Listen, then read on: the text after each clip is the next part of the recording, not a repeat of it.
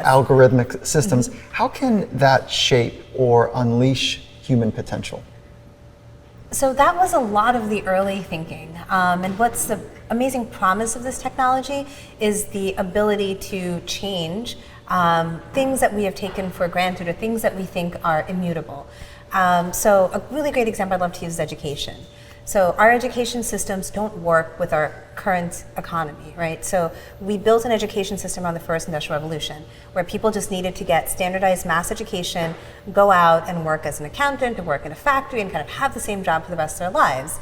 And that is not how our jobs look today. You know, we switch jobs every 3 years. We need these skills that are kind of transferable. There's a really great piece written by Irving Berlin called The Fox and the Hedgehog. Hedgehogs are good at one thing really, really well. Foxes have a sort of broad capability of doing lots of things. We want to be foxes and not hedgehogs, but our education system isn't built for that.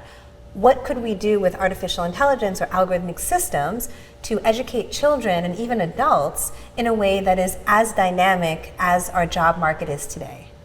Oh, okay. And so how do you go about that challenge? Because it's easy to say, I've heard it before, hey, the education system is broken. It doesn't fit anymore. Great. And then, not great, but there's a thing there happening where there's an agitation, how can we do better? Right. So let's play the future out just a little bit if we could. How would you imagine using AI to be able to reshape education? How would you imagine that to look for the needs to be more like a fox, to have multiple skills at a higher level? Well, this is where the system part is very important, because the issue here isn't the AI, isn't the algorithm, it's actually the entrenched institutions of educational structures in society. Working backwards, to get a job, you need to have signals. These signals would be a degree from an appropriate program, you've majored in something, you did some project, you won some award. Going backwards from that, to get into that good school, to have that signal to get that job, you have to have had a certain kind of education. So, you know, this isn't new. People have been, for example, homeschooled for a very long time. With AI, let's say, you know, you have a new way of educating children at home.